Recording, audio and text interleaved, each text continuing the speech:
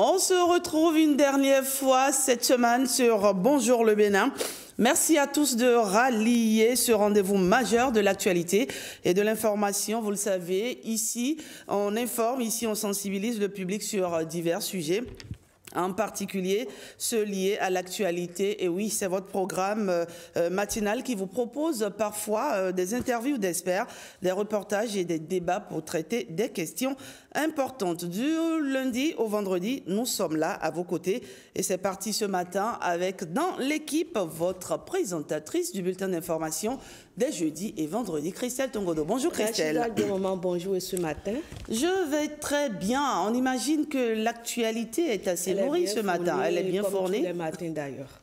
Alors, au menu, ce matin, on vous parle du Battle Obira, qui signifie Femme forte en Yoruba. C'est une initiative qui met en avant la créativité, la diversité et le leadership des femmes dans la danse et la créativité artistique. Cette année, du 16 au 20 juillet, cette compétition aura lieu et c'est la 4e édition.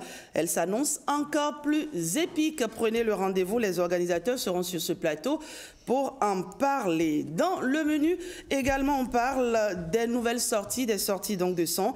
La talentueuse artiste béninoise Carmel revient au devant de la scène musicale avec un nouveau single profondément personnel, hommage à papa, réputé pour sa voix envoûtante et ses productions méticuleusement élaborées. Elle s'est imposée comme l'une des figures majeures de la musique urbaine béninoise. Si ces apparitions sont parfois espacées, chaque nouvelle sortie est un véritable événement et elle crée l'événement sur Bonjour le Bénin. On la reçoit ce matin. Parlant aussi de nouvelles sorties, eh bien le Renoir, un artiste rappeur béninois qui essentiellement chante en langue fongbe, signe son retour avec un remix d'une célèbre chanson de l'artiste Radama. Z, c'est surtout une dénonciation de la condition des artistes béninois, parlant bien entendu des cachets avilissants et méprisants. Il sera ici pour nous expliquer le pourquoi du comment de cette reprise de la célèbre, de la mythique, j'allais dire, chanson de l'artiste Radama Z. Voilà pour le menu de ce jour. On y va tout de suite pour le bulletin d'information.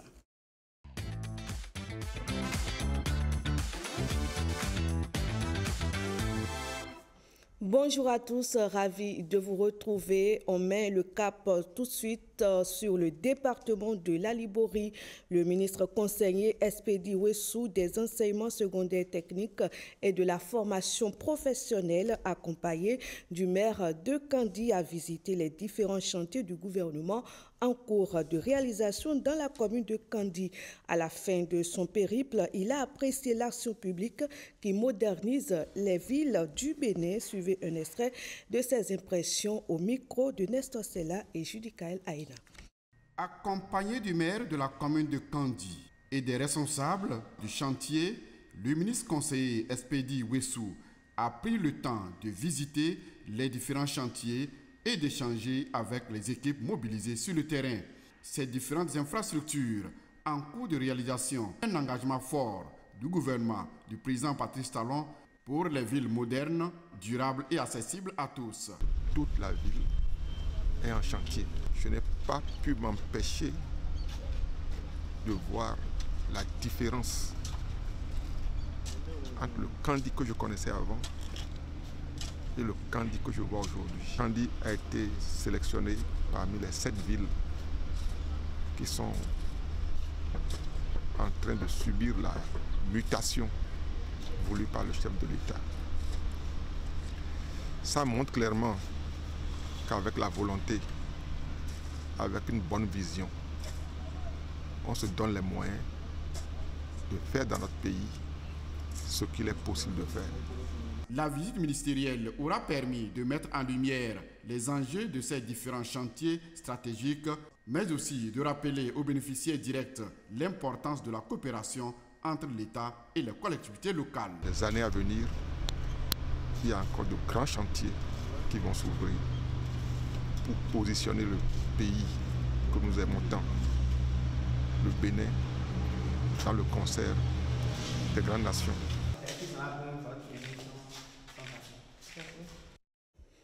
De son côté, le Conseil économique et social poursuit sa mission de proximité avec les citoyens à travers les départements du Bénin.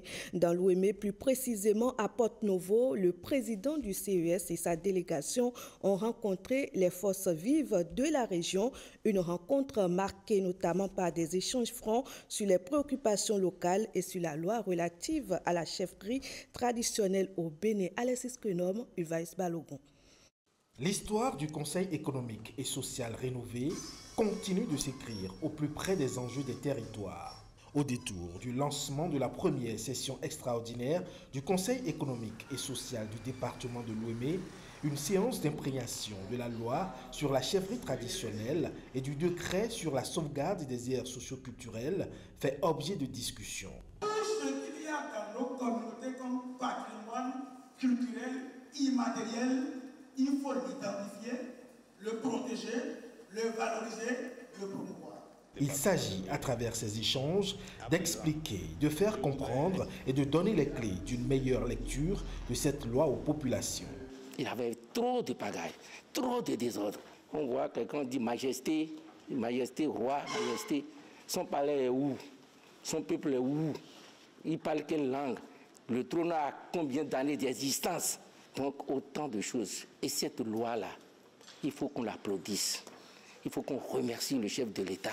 Nous voudrions demander au président de la République qui a promulgué la loi, nous attendons le décret d'application.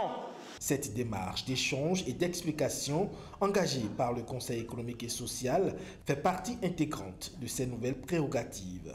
En vue de contribuer à l'épanouissement économique et social et au renforcement de la paix et de la cohésion sociale des populations, le Conseil économique et social remonte les demandes et les attentes exprimées par celles-ci au pouvoir exécutif dans une quête permanente de la recherche d'une gouvernance plus participative.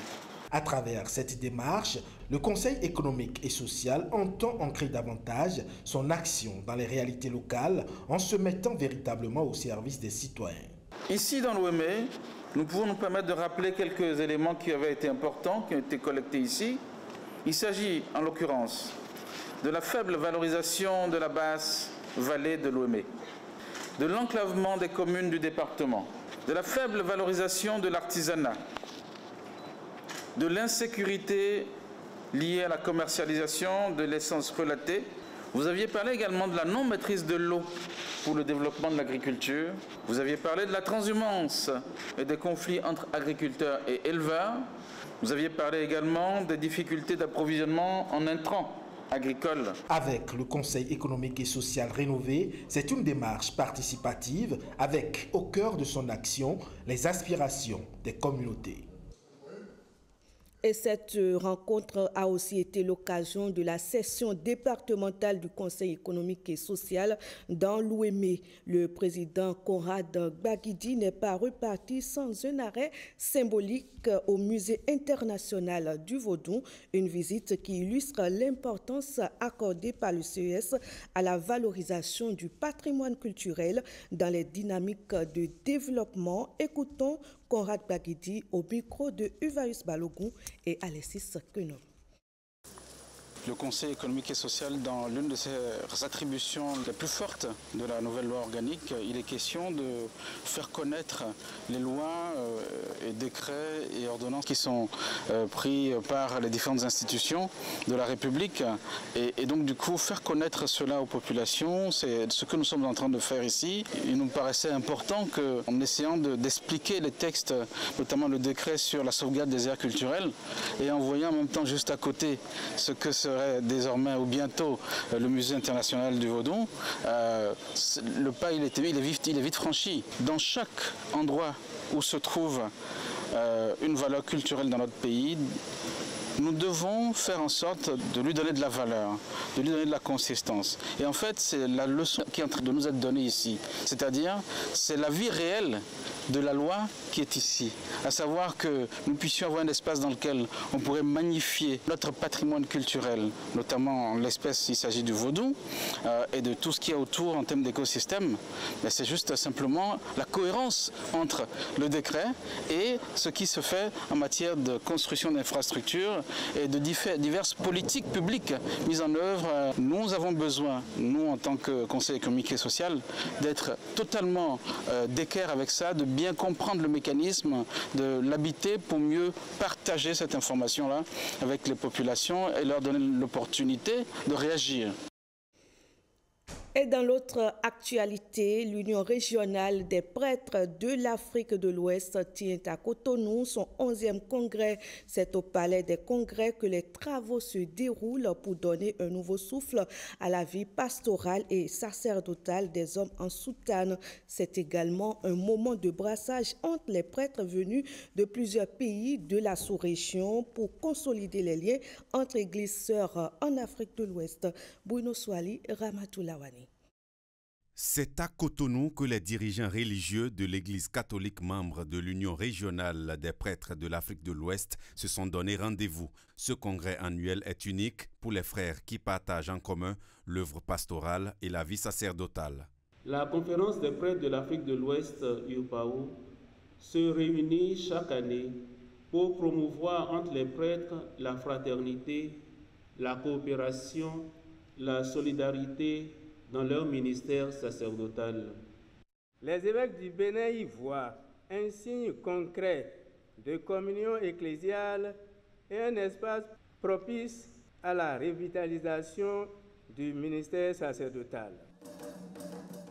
Créée en 2012 à Yamoussoukro, l'Union régionale des prêtres de l'Afrique de l'Ouest se réunit pour poser un véritable diagnostic sur l'état de santé du vivre ensemble. La conférence épiscopale du Bénin, à cette occasion, suggère d'ailleurs que les œuvres sociales et caritatives retrouvent un point d'honneur dans le ministère.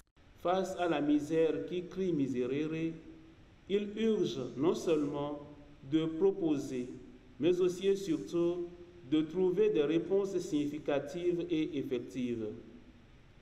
Par conséquent, focaliser l'attention de toute l'Assemblée générale de l'UPAO sur la question des œuvres sociales. L'Union régionale des prêtres de l'Afrique de l'Ouest capitalise ces 10 derniers congrès annuels tenus les années antérieures pour mieux se projeter sur l'avenir. Les 10 premiers congrès nous ont permis de grandir. Nous ont permis aussi chaque fois de repartir, pas de repartir seulement de nous, mais de repartir toujours du Christ. Parce que le Christ, il est devant nous, il est avec nous. Et donc, tant que le Christ est là, on aura toujours de fortes raisons d'espérer. La vie et le ministère du prêtre diocésain sont au cœur de cette retrouvaille pour des échanges au bout desquels plusieurs conclusions sont attendues dimanche prochain. Quel progrès depuis 2010 dans la planification et la budgétisation des droits de l'enfant, c'est la problématique sur laquelle appelle l'ONU dans le cadre de la journée internationale de l'enfant africain. Elle est célébrée le 16 juin prochain, mais avant, des acteurs étatiques et non étatiques se sont retrouvés à Cotonou, une rencontre pour discuter et renforcer les actions en faveur de la protection des droits de l'enfant sur le continent africain. Gloria Ouni. La protection des droits des enfants rassemble encore plus. À cet atelier de concertation, les acteurs de protection de l'enfant discutent des progrès et des défis à relever. Nous abordons le thème de cette édition de la JEA à travers cet atelier qui vise un double objectif, à savoir faire le point des progrès accomplis depuis 2010 en matière de budgétisation et de planification des interventions en faveur des enfants, ouvrir un dialogue sur la problématique des enfants en situation de rue, qui est un phénomène préoccupant et grandissant, notamment dans les grandes villes de notre pays. L'événement a permis de souligner l'importance de la collaboration entre les institutions nationales et les partenaires internationaux pour garantir le respect des droits fondamentaux des enfants africains. Tout récemment encore, de grands chantiers ont été lancés avec des réformes stratégiques majeures dans le domaine de la protection sociale, dans le domaine du travail social, dans le domaine de la justice, dans le domaine de l'état civil, dans le domaine du genre et de la lutte contre les violences basées sur le genre. Ensemble, tous aspirent à bâtir un environnement protecteur, équitable et prometteur pour l'avenir de chaque enfant. Les journées scientifiques de l'alimentation et de la nutrition ont pris leur quartier au Palais des Congrès de Cotonou et ce jusqu'au 14 juillet. Et pour cette première édition, des universitaires et des chercheurs spécialisés partagent les fruits de leurs réflexions avec le grand public sous le thème principal intitulé « Situation nutritionnelle en Afrique face aux défis actuels des systèmes alimentaires ». Quel horizon d'ici 2030? On regarde. La nutrition et l'alimentation sont des sujets cruciaux qui focalisent toutes les attentions au cours de ces journées scientifiques. Cet événement, qui est à sa première édition, vise à créer une plateforme de partage d'expériences face aux défis actuels liés à la sécurité alimentaire. Nous devons faire en sorte que la recherche sur la nutrition soit synthétisée, soit mise ensemble pour pouvoir permettre aux décideurs de prendre des décisions adéquates. Donc, l'ensemble des chercheurs du Bénin et de différents pays d'Afrique se sont mis ensemble pour participer à ces journées afin de venir présenter leurs recherches. Le thème principal de ces journées scientifiques est intitulé « Situation nutritionnelle en Afrique face aux défis actuels des systèmes alimentaires. Quel horizon d'ici 2030 ?» Ce thème souligne bien les enjeux nutritionnels actuels auxquels doivent répondre les politiques africaines, l'urgence d'une réponse concertée de tous les acteurs clés des secteurs de l'alimentation et de la nutrition afin de mieux impacter nos populations. Il est impératif que la science nous guide vers des solutions durables, adaptées et innovantes. En Afrique, la situation est bien évidemment plus dramatique puisque une personne sur 5 souffre de faim et il semblerait que l'insécurité alimentaire toucherait presque une personne sur 2. L'UNICEF et l'ensemble des partenaires techniques et financiers restent pleinement engagés aux côtés du gouvernement et de tous les autres intervenants. Il s'agit en définitive de proposer des actions concrètes permettant d'améliorer les tendances actuelles pour accélérer l'atteinte des objectifs de développement durable.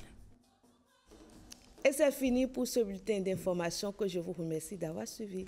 Ma chère Christelle Ediacho Tongodo, c'est aussi fini pour vous cette semaine, n'est-ce pas? Tout à fait, c'est fini pour cette semaine. On se retrouve la semaine prochaine. Allez, merci. Vous partez, vous nous laissez en plateau avec William. Bienvenue à Guiar. Bonjour William. Bonjour Rachidat, bonjour Ediacho, bonjour amis téléspectateurs. Voici pour vous la revue des titres.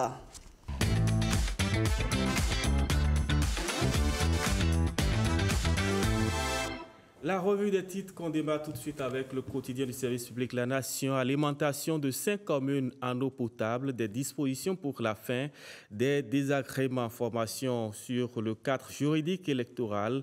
La Sénat met en service une plateforme e-learning. Fraternité, lancement de la plateforme e-learning de la Sénat, une réforme utile pour des élections crédibles. Solidarité et développement, plaidoyer pour la promotion de l'attelage. On passe au quotidien Le Télégramme, élection générale de 2026. La Sénat lance sa plateforme e-learning pour former les électeurs. Bilan des 50 ans d'existence de la CEDEAO. Le Bénin se plaint de n'abriter aucune institution. Amnistie au profit de Madougou, Aïvo et consorts. L'opposition relance au Parlement sa proposition de loi spéciale. On passe au quotidien Nord-Sud, quotidien à présent, élection générale de 2026. Une plateforme dédiée à l'éducation des citoyens est disponible.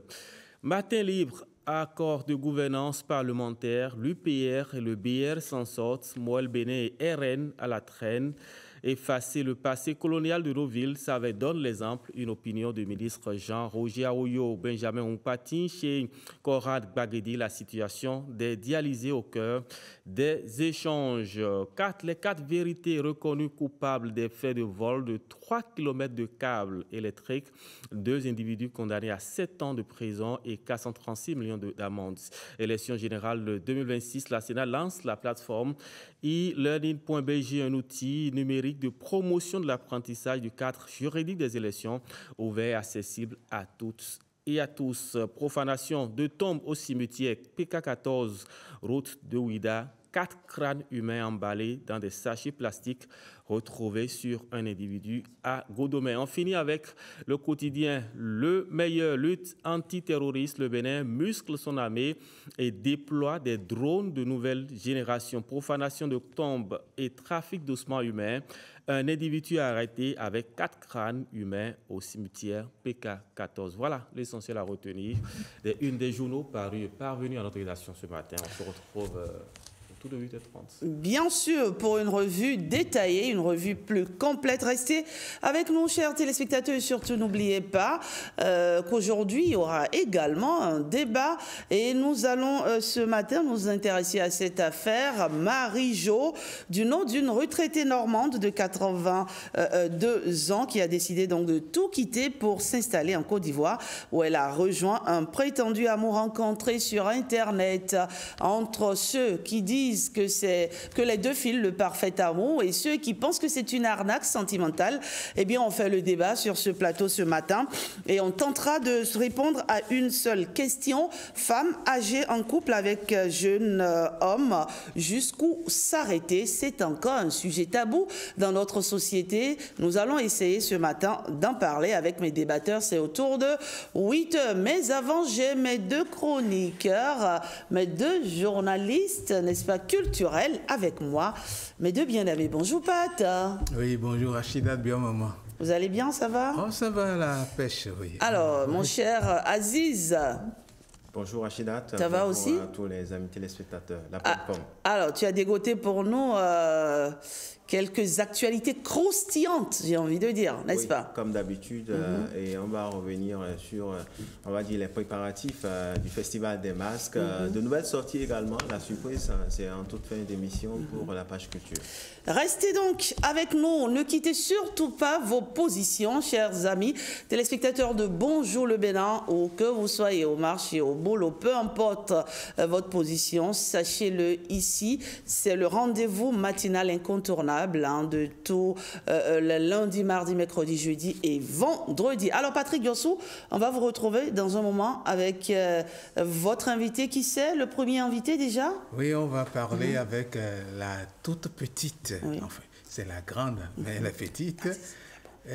FIFA La Lune. Oui. Oui, le premier invité. Et après, on va faire un tour vers un festival qui va nous parler de femmes mais qui dansent spécialement du hip-hop ou du breakdance. Enfin, on va voir. On va parler donc du battle, bien entendu. Obiri. Voilà, c'est un mot yoruba. Oui, Obiri, ça signifie femme en yoruba. D'accord. Voici pour vous le premier invité de ce jour.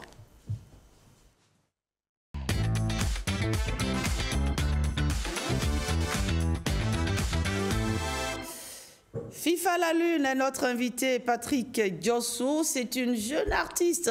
J'ai envie de dire la plus jeune artiste du Bénin. Je me trompe, Patrick? Est-ce que je me trompe là? Tu ne te trompes pas. Non. Tu ne te trompes pas. Pour ce qu'elle réussit à faire à son âge, c'est incroyable en tout cas. Ça fait un bon moment qu'elle est déjà là, qu'elle chante. FIFA, bonjour. Bonjour monsieur, comment allez-vous? Très bien, merci FIFA La Lune, ça va? Ça va très bien. Ah ben, je suis très heureuse de te recevoir une fois encore ce matin. Moi aussi, je suis contente. Voilà. Alors, FIFA La Lune, cette fois-ci, est allée nous parler de Gogo Ségué. Quand j'ai lu le titre, je me suis dit, ben, ça rappelle Gogo Ségué, l'Élisa. J'ai dit, c'est une reprise avant de suivre le clip.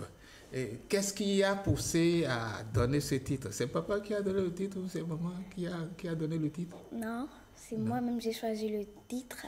Oui. Parce que d'abord, je voudrais valoriser la femme généreuse que le bon Dieu a donnée à la femme africaine. D'accord. Et je voudrais aussi dénoncer les conséquences, les méfaits de cette femme généreuse.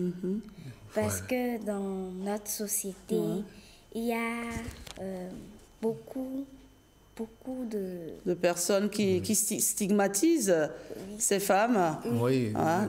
On appelle ça comment? C'est la grossophobie. Hein? Oui, dans une certaine mesure. Donc, oui.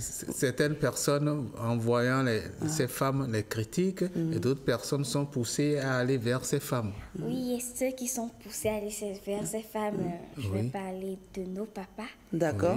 Oui. Ils aiment les femmes rondes, hein? Oui. Ils aiment les femmes en chair, hein? Oui, et quand ils vont, ils laissent les enfants à la maison. Ah, d'accord. D'accord. On comprend mieux, alors. Ils abandonnent leur famille pour poursuivre les Gogo Ségué. Allez, on va découvrir la chanson et laisser la chanson parler d'elle-même. Voici Gogo Ségué, la toute nouvelle sortie de l'artiste FIFA La Lune.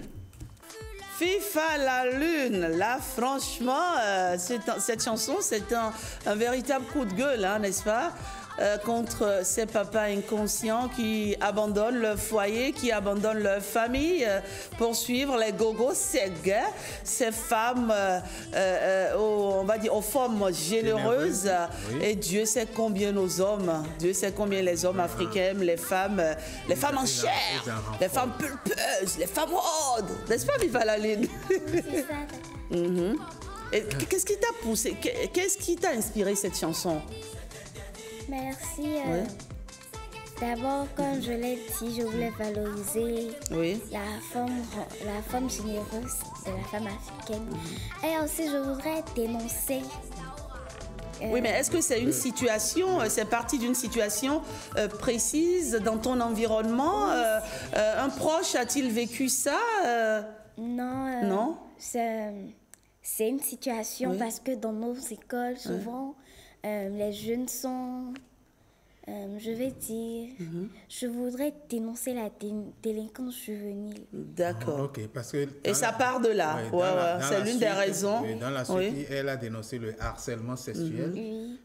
Comment les élèves sont harcelés par d'autres personnes, pas nécessairement les professeurs, mais c'est la suite du... Oui, c'est la suite. Oui. D'accord. Le début, c'était les papas contre...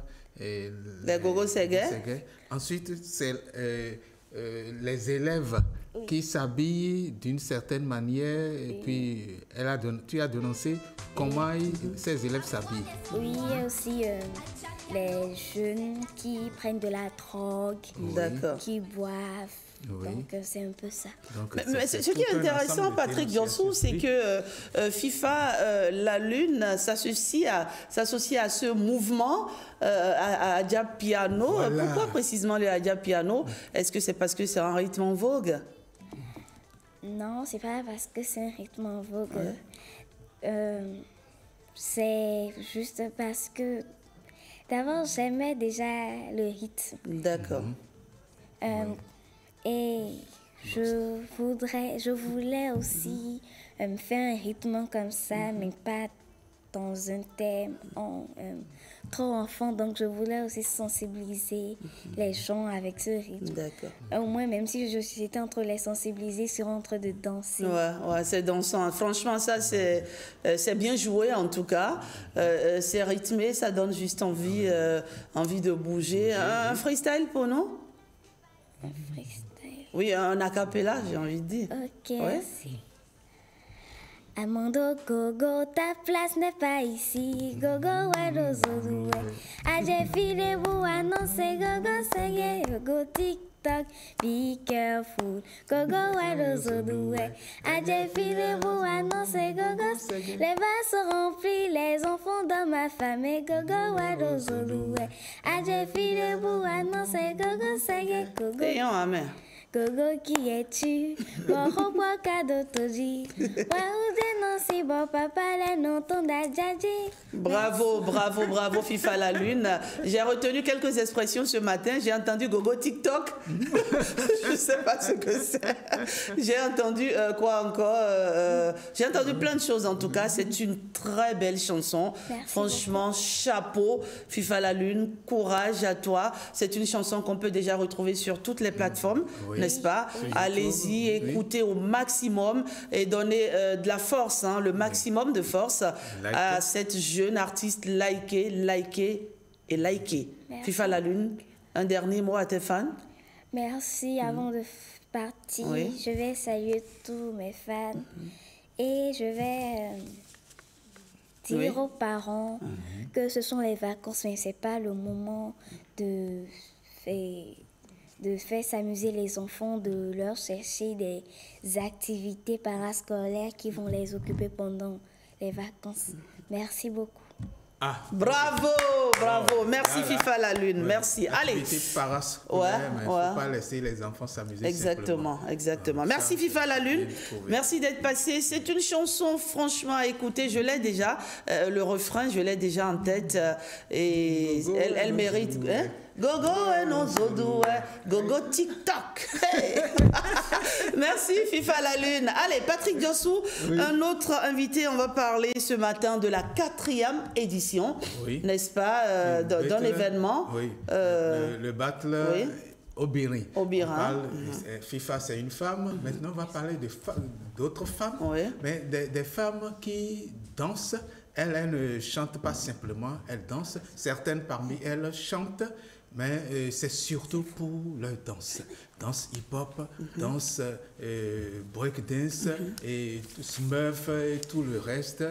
Il va nous expliquer, Sylvain Roumenou, il va nous expliquer ce que c'est que ce festival. C'est le promoteur, il en est le promoteur. Sylvain Roumenou, bonjour. Bonjour madame. Comment merci, oui ça va très bien. Super. Alors c'est une excellente initiative qui fait son bout de chemin et nous en sommes déjà, Patrick Diossou, à la 4e édition. Oui, une 4e édition qui a commencé déjà sur les chapeaux de roue parce que vous avez lancé, je dirais, l'appel à candidature. Oui. Alors dites-nous tout. C'est quoi d'abord Battle Obirin? Battle Obirin. Oui. Ok. Bonjour monsieur Patrick. Bonjour madame, comment vous allez? Moi c'est Sylvain Roumenou. Je suis le président de l'association Renouveau Fondamental. Nous sommes plus dans la partie de la danse, les compétitions, les formations. Et nous travaillons plus avec les jeunes du sud jusqu'au nord du Bénin. Donc, il est vrai qu'on organise déjà des activités de danse depuis 2015, des battles internationaux depuis 2016. Mais à partir de 2022, l'idée m'est venue de dire, voilà, on a remarqué qu'il n'y a pas beaucoup de filles qui s'intéressent à cette discipline. Mais il y a plein de filles dedans, dans le domaine du hip-hop, du breakdance et tout. Mais quand on parle de compétition internationale, on ne les voit pas. Alors que dans la sous-région, on en a des talents plein. Mais au Bénin, on peut compter le nombre de danseurs professionnels hip-hop et breakdance dans le pays. Donc, étant aussi danseur, je me suis dit, bon, il faut quand même qu'on fasse quelque chose. Pourquoi c'est comme ça? Moi, pour pousser ces femmes. Pour pousser, oui. Et ici, je ne suis pas seulement de faire une compétition et s'arrêter là. Mais c'est mettre sur pied un projet. Pour moi, ce n'est pas seulement une compétition comme les gens ont l'habitude de le faire. On dit, voilà, il y a un prix, venez gagner, puis à la fin, il n'y a plus rien. Nous, c'est comment faire pour former plus de filles dans le domaine du breakdance, qui maintenant, à part la danse, c'est aussi un sport olympique, aux Jeux olympiques. Du coup, c'est déjà un sport dont nous, c'est comment faire aussi pour encourager ces filles-là à aller dans ce domaine-là. Donc, de là est partie l'idée de nous, on a besoin de filles. Parce que, étant aussi à la tête d'une organisation, je travaille beaucoup avec les associations ici au Bénin et à l'international, plus en France. Donc on a cette ouverture-là sur la France. Il faut commencer quelque part. Mais on forme les filles, il faut les trouver maintenant des plateformes pour maintenant se faire connaître. Alors, ce qu'on va faire, Sylvain Roumenou, on va permettre aux téléspectateurs de découvrir ce qu'est le battle Obirin à travers quelques séquences fortes, n'est-ce pas, de la 3e édition avec la complicité de la réalisation.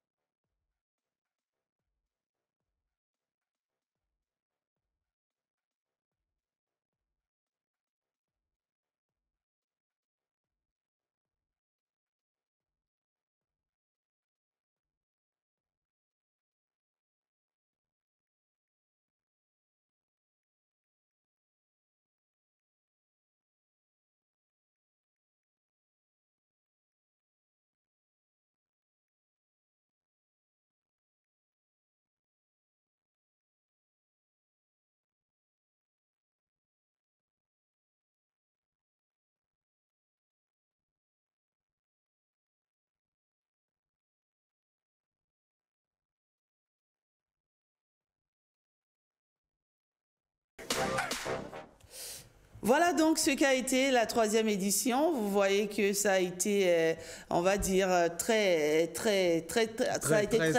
voilà. Très entreprenant. Voilà, merci Patrick Diosso.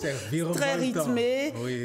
C'était une belle réussite. On imagine que cette 4e édition aussi sera, voilà, tout feu, tout flamme. Alors donc, Sylvain Roumenou, l'appel à candidature, vous l'avez déjà lancé. Alors, comment on s'inscrit au Battle Obirin? Merci pour la question. Déjà, cette année, on aura 3 pays. Déjà, le Togo. On aura 4 danseuses du Togo. On aura 4 du Nigeria. Et on aura plusieurs au Bénin qui vont affronter ces filles qui vont venir de la sous-région.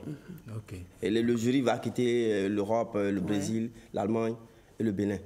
Donc, c'est vraiment le haut niveau. Ce n'est pas un jury national. C'est le haut niveau, non. D'accord. Mais on s'inscrit comment ou bien c'est déjà clôturé? Non, pas du tout. Oui, on s'inscrit comment? L'inscription se fait, on a partagé l'affiche sur nos réseaux sociaux, Facebook, Instagram. On vous retrouve comment? On retrouve la page comment?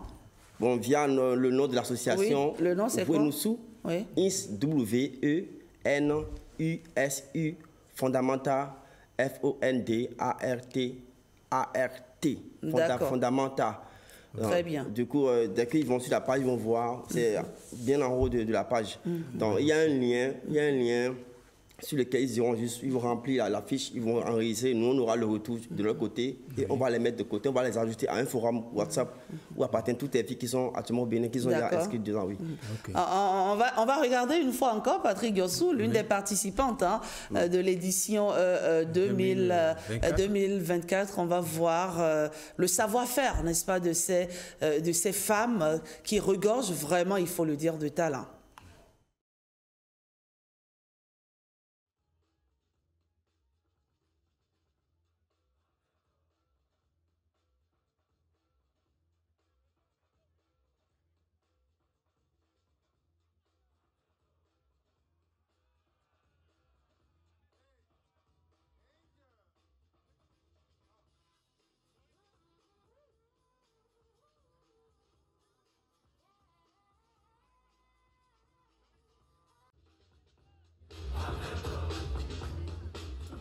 Il y a des participantes qui viennent également du Nigeria et on sait que de l'autre côté, ça ne pardonne pas du tout. On va permettre aux téléspectateurs de voir de quoi ces participantes-là sont capables pour vous dire à quel point le niveau, il est haut, pour vous dire à quel point le niveau, il est vraiment au top.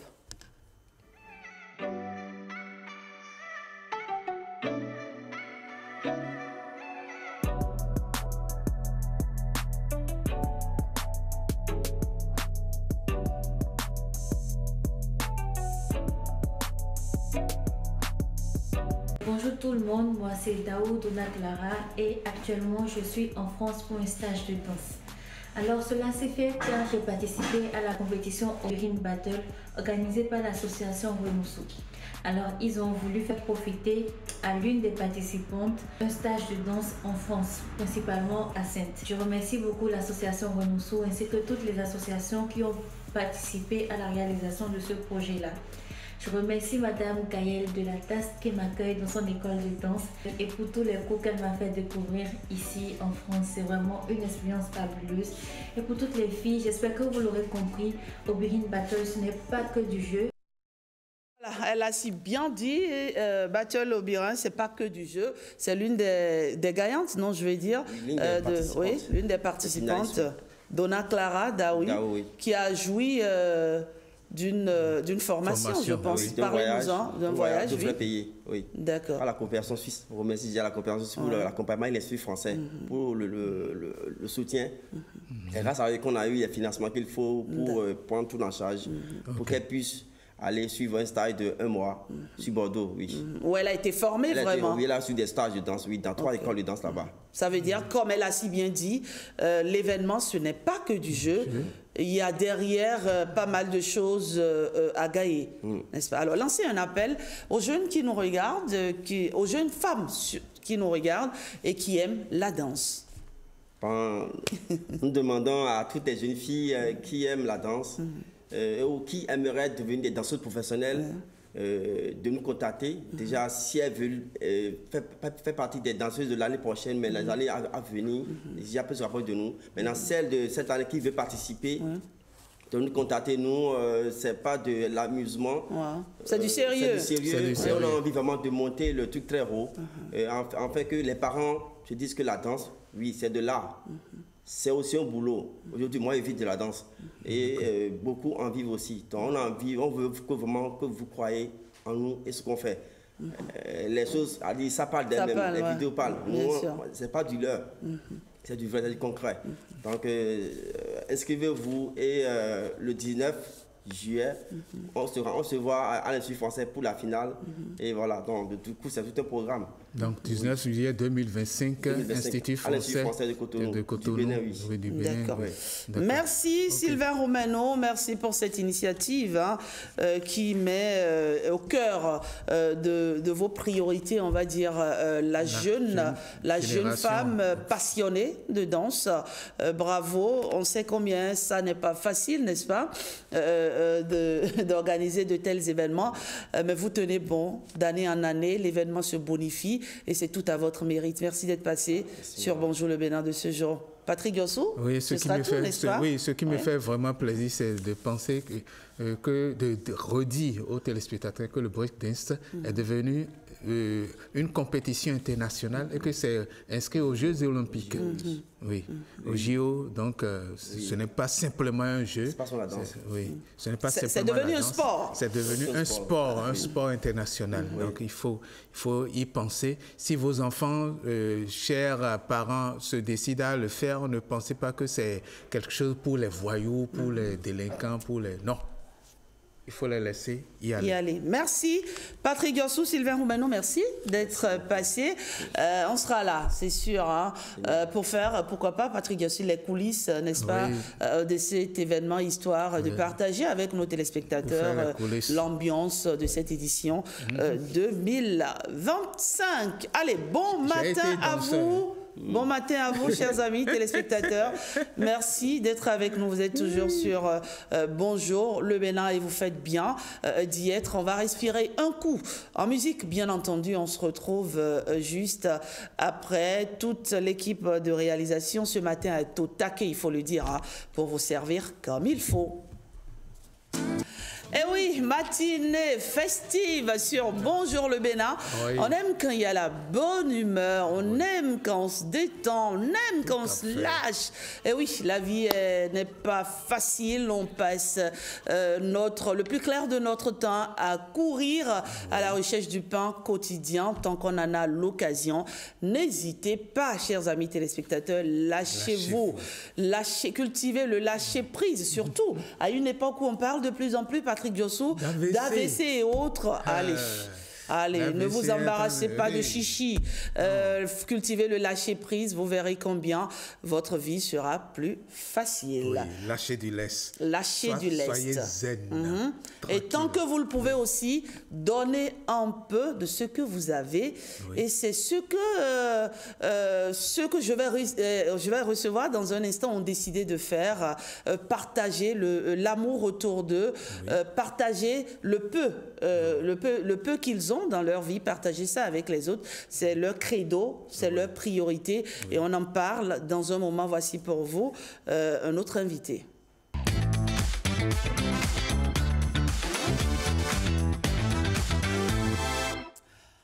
Peut-être ne le savez-vous pas, mais dimanche 15 juin, c'est la journée internationale de la lutte contre la faim. Et parallèlement, il y a une ONG, c'est l'ONG EBI, Project II, qui a décidé d'organiser la journée de la satiété. Et à l'occasion de cette journée, cette ONG offre des repas chauds aux personnes en difficulté. On en parle avec la chargée de communication de cette ONG, Frida Baïmé, est donc notre invitée. Bonjour Frida. Bonjour, comment vous allez? Ça va très bien. Alors, c'est une idée géniale, Patrick Yossou, à une ère où on parle d'individualisme, à une ère où chacun s'occupe, on va dire, de ses fesses.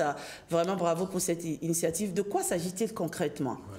Ok, merci beaucoup. Nous sommes une ONG, c'est l'association des bienfaiteurs Projet Éco-Économie. D'accord. C'est une association comme ça s'entend, de plusieurs bienfaiteurs de divers horizons qui ont décidé de se mettre ensemble pour lutter contre tout ce qui est inégalité sociale, les difficultés que traversent certaines personnes dans la société.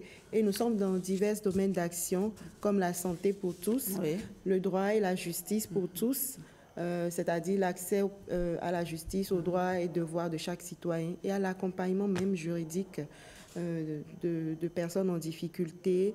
Nous sommes dans l'éducation à l'enfance, nous sommes dans l'art et la culture. Vous embrassez dans pas mal l'agroalimentaire, nous sommes dans beaucoup de choses, dans l'immigration des immigrés de la diaspora, leur reconversion ou leur situation retour, et tout.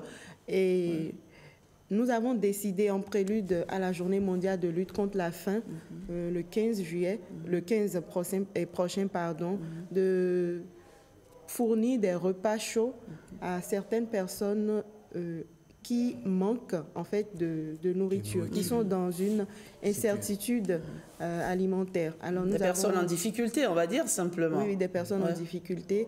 Et là, nous avons prévu de fournir 3 repas chauds pendant cette journée-là aux personnes de la prison civile, aux enfants démunis des rues. Et donc, c'est pour ça que nous sommes ici aujourd'hui, pour déjà parler de ça et puis lancer un appel aussi à toutes les personnes de bonne volonté. Qui veulent bien vous soutenir. Voilà. Mais avant, donc la cible, c'est quoi? Déjà les personnes de la prison, les enfants qui sont en difficulté, les familles qui sont en difficulté. Donc, vous ferez des tours dans les prisons? Oui. D'Abomey-Calavi, je pense, hein, Cotonou aussi. Et Cotonou aussi. Oui. Après, nous allons nous retrouver à la plage de Fidjosé toute la journée, c'est de 8h jusqu'à 18h30. Nous allons parcourir tous ces endroits un peu. Il y a un lieu à la plage de Fidjosé, là non, c'est la plage. Il n'y a pas un lieu spécifique. On va communiquer sur. On a déjà commencé la communication sur ça, sur nos pages.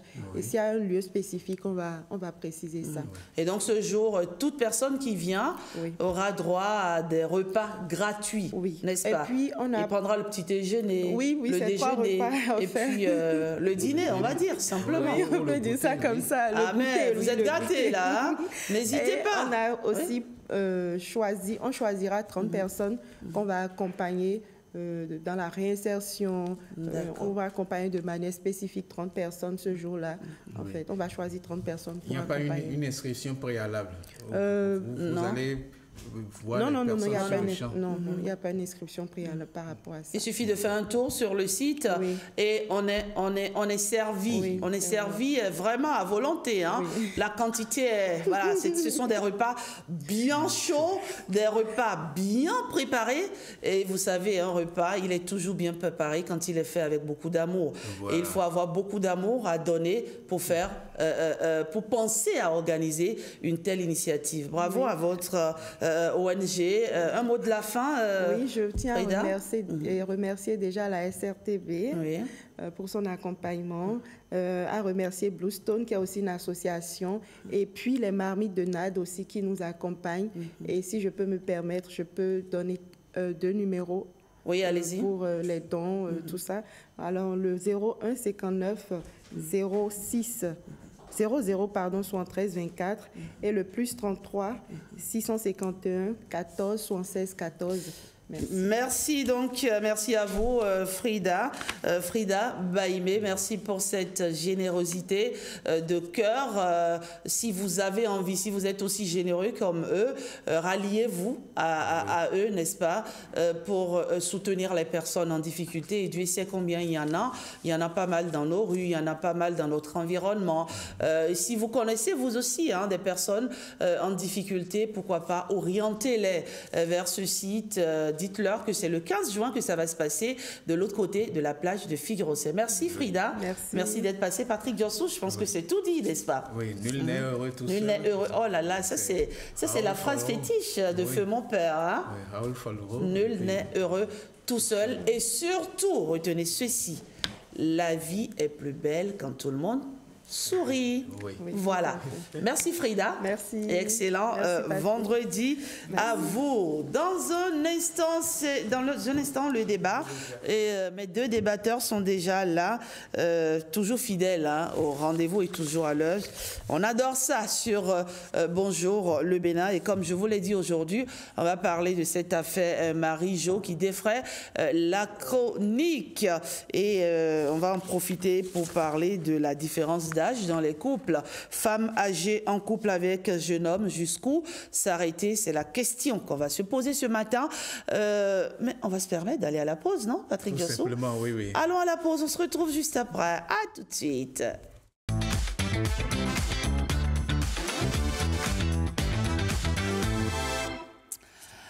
Alors, c'est une affaire qui défraie la chronique, il faut dire, sur les réseaux sociaux. Chacun y va de son commentaire. Marie-Jo, du nom de cette retraitée normande de 82 ans, qui a décidé de tout quitter pour s'installer en Côte d'Ivoire. Cette affaire, on décide d'en parler sur Bonjour le Bénin, précisément sur le débat ce matin avec Stanislas Limpon, notre chroniqueur. Ouais, on saura tout sur cette affaire. Bonjour Stan. Bonjour Rachida, bien maman, bonjour à tous. Alors, de quoi s'agit-il exactement, Stanislas? Alors, vous avez déjà fait une belle introduction parlant de cette affaire. Il s'agit exactement de Marie-Jo, cette non-africaine, cette européenne, qui est tombée amoureuse, disons-le comme ça, d'un jeune Africain, pour ne pas nommer le pays duquel cet Africain-là vient. Alors, tout a commencé par des échanges sur des réseaux sociaux. Après, il y a eu plusieurs rencontres, notamment une rencontre par l'intermédiaire de l'un de ses frères, selon les dires de l'amoureuse. Et par la suite, la dame a quitté sa maison familiale. Elle aurait 82 ans, disent les gens sur les réseaux sociaux. Voilà, son enfant n'est pas d'accord pour cette relation parce que selon son enfant, cette dame aurait été amoureuse d'un brouteur, c'est-à-dire ce que nous appelons ici au Bénin, Gaïman. Oui. Du coup, il a alerté tout le monde, même l'ambassade du pays duquel la dame a été aussi dans la maison du monsieur qui serait son amant en Afrique ici, pour ne pas nommer toujours le pays duquel le jeune homme provient. Alors, la dame dit non, le gars n'est pas un brouteur, n'est pas un arnaqueur, c'est son amant, c'est son ami, ils sont ensemble. Mais la dame ne voudrait du tout pas partir. Ça fait grand bruit sur les réseaux sociaux. Je vous invite à écouter la dame elle-même qui dément tout ce qu'on dit sur elle. Cette vidéo pour démentir celle que la journaliste a fait, bien gentille, qui posait des questions, mais qui a répondu à côté, qui a fait une vidéo mensongère, parce que franchement, c'est honteux. Ils ont montré des vidéos de Chris, mon ami, qui datait de Jérusalem, et qui n'était franchement pas du tout dans le contexte de notre rencontre. Notre rencontre s'est faite par le biais de son neveu, que je côtoyais depuis plus d'1 an, et que j'appelais même mon fils, parce qu'on s'écrivait beaucoup. Et il m'a dit, bon, écoute maman, je vais te faire rencontrer quelqu'un que tu vas voir. Et on s'est écrit et pendant des mois et des mois, jusqu'au jour où, ne pouvant pas venir lui, moi, j'ai décidé de sauter le pas et d'aller à sa rencontre. J'avais décidé de partir 15 jours pour le rencontrer. Bon, ça fait 8 mois que j'y suis. Donc on ne m'a pas kidnappée, je suis de mon plein gré. Je suis heureuse comme tout et je voudrais que mon fils me lâche un peu parce que je ne me suis pas occupée de sa vie. Il a fait ce qu'il a voulu. Il a divorcé, il a eu des enfants, il est heureux. Bon, qu'il me fiche la paix. Moi, je veux être heureuse. Et je fais de tort à personne. Qu'est-ce qu'il cherche? L'héritage? L'héritage, je pense que là, on est en succession, mais lui n'a rien à voir avec la succession, car ce n'est pas l'héritage de son père, il l'a eu. Il a eu cette maison qu'il habite à Soiran. Qu'est-ce qu'il veut? Il voulait me placer dans une résidence où il y a des maisons pour personnes âgées, où je n'avais plus de voiture, je n'avais plus rien. Non, c'est pas mon style. Moi, je préfère rester dans ma maison. et qu'on me laisse en vivre en paix. Chris n'est pas un routeur, pas du tout. Sa famille m'entoure. D'ailleurs, j'ai une robe que son papa vient de m'offrir. Il m'en a offert 3. Alors, je pense quand même que si c'était un routeur, leur fils, il ne serait pas ce qu'il est. C'est un fondateur. Et même la police, quand on est allé, ils ont été estomaqués de voir comment cette famille était. Ils n'ont pas besoin d'argent. Donc, je pense que c'est faux ce qu'il dit, parce que nous sommes heureux, Christ et moi. L'ambassade m'a dit que de toute façon, il avait été un peu loin. Et quand il dit qu'il ne savait pas où on habitait, comment se fait-il que l'ambassade est venue et nous a retrouvés? Alors, je pense que c'était pas nécessaire qu'il fasse ça. Parce que là, franchement, faire ce que vous avez fait, c'est détruire la vie de quelqu'un. Qu'est-ce que vous voulez? Détruire ma vie? Ben là, vous n'allez pas réussir, parce que moi, je vais régler mes affaires et je reviens vite ici. Voilà, ma vie, elle est ici et pas en France, où franchement, les gens sont franchement pas très bien. Bien sûr, je suis une vieille. Ben oui, c'est un jeune. Mais si c'est un homme qui va être plus vieux que la femme, on va laisser. Voilà. Stan, oui. C'est tout dit, je pense. Hein. Oui. Il faut préciser que le jeune homme qui est en relation avec la vieille a 28 ans, il paraît, et la dame aurait 82 ans exactement. Et elle dit ceci qui est très important. Elle dit que son enfant voulait l'abandonner dans la maison de retraite, voilà, dans une maison de retraite, c'est qu'elle n'aurait pas souhaité, parce qu'en Afrique ici, nous on vit en famille et qu'elle se plaise dedans et qu'elle aurait voulu rester en Afrique ici, même si elle doit repartir en France. J'ai fini par sortir le pays pour y régler certains problèmes rapidement pour revenir au pays, puisqu'elle-même, elle l'a d'ailleurs dit dans la vidéo, voilà. En quelque sorte. Eh oui, l'amour est-il possible, madame, monsieur, à 82 ans? C'est toujours un sujet tabou, mais on va briser ce tabou ce matin sur ce plateau. On va opiner sur la question avec mes deux débatteurs de ce matin. Bonjour ma chère Pascaline Doudedji. Rachida, bonjour. Qu'est-ce qui vous fait sourire, Pascaline? Cette affaire, elle est rocambolesque. D'accord. Vous allez donner votre avis tout à l'heure. Coach Gbetoro, bonjour. Bonjour madame Rachida. Comment vous allez? Ça va? Super bien, ça va très bien. Alors, pourquoi pensez-vous que cette affaire est rocambolesque? Bon, déjà parce que ça défraie la chronique un peu sur tous les réseaux sociaux et même sur les chaînes nationales et internationales. Et l'autre chose, c'est des histoires qui n'arrivent pas forcément tout le temps. Une dame de 82 ans avec un jeune de 28 ans. C'est pas des histoires, c'est pas des relations que nous avons l'habitude de voir, surtout en Afrique. Et hier, on discutait, je disais que c'était une arnaque spirituelle. Pardonnez que je le dise ainsi. Hein. Mais pourquoi une arnaque spirituelle? C'est vrai, l'amour... La dame, elle est amoureuse, elle a dit, lâchez-moi les baskets. On ne lui en veut pas. L'amour, c'est de 7 à 77 ans, il paraît. Mais même plus. Et même plus. Mais je pense que... Ça laisse à désirer. Dans nos traditions en Afrique, c'est pas bien vu. C'est pas du tout bien vu parce que c'est carrément avec sa maman, on peut le dire ainsi. Quel est cet amour-là? Quelle est cette attirance qui existe entre les deux? Ce jeune, qu'est-ce qu'il peut offrir à cette dame de 82 ans? Est-ce que c'est parce qu'elle est en manque? Est-ce que durant tout son parcours dans sa vie conjugale, est-ce qu'elle n'a pas vécu le vrai sens de l'amour? Est-ce qu'elle a été, on peut dire, délaissée? Est-ce qu'elle n'a pas reçu tout l'amour qu'il faut? Parce qu'il y a plusieurs paramètres qui sont mis en œuvre dans cette histoire.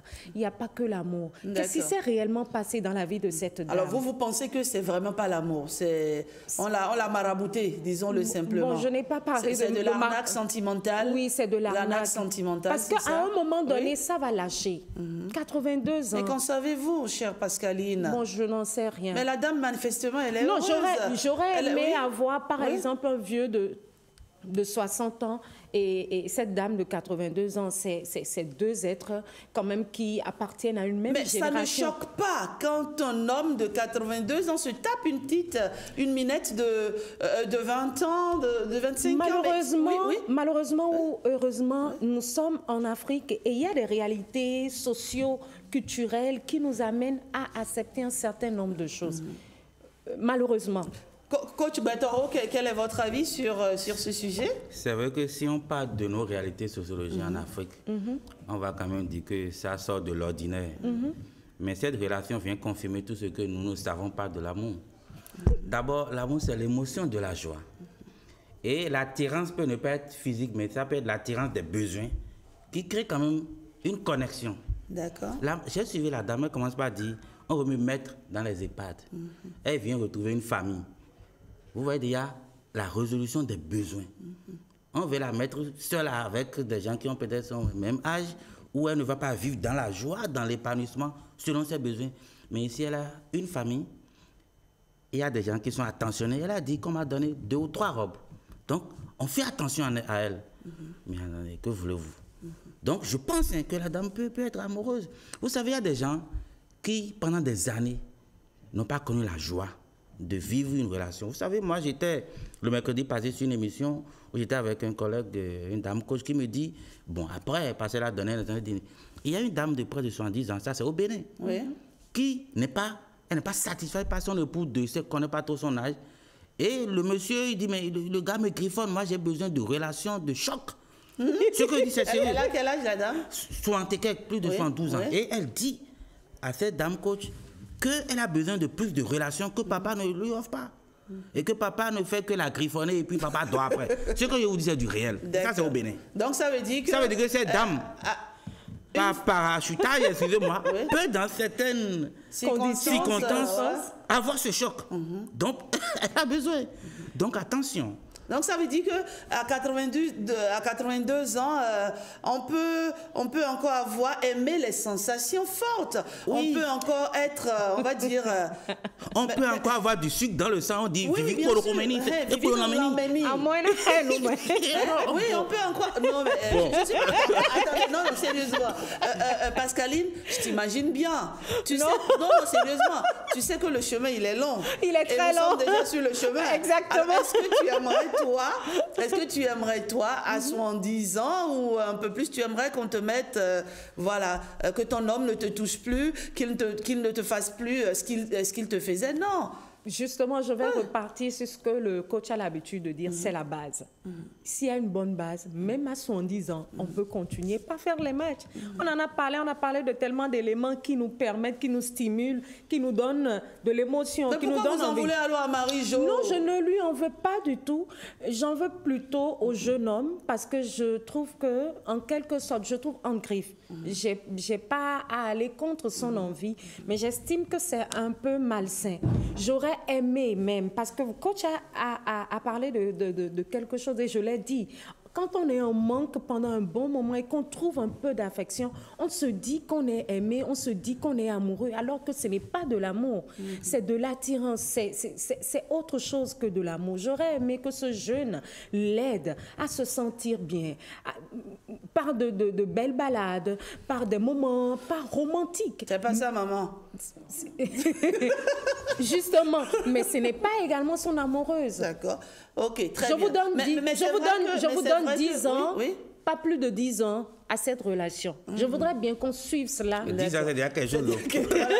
Vous savez, quand si à son âge, elle peut encore vivre 10 ans de bonheur, ma chère, que demander encore, que demander de plus. Vous savez... Ce que je voudrais dire, coach, c'est que cette affaire, quand même, vient dans un contexte africain où de plus en plus on parle de cybercriminalité, de broutage, où les jeunes ont recours à certaines pratiques.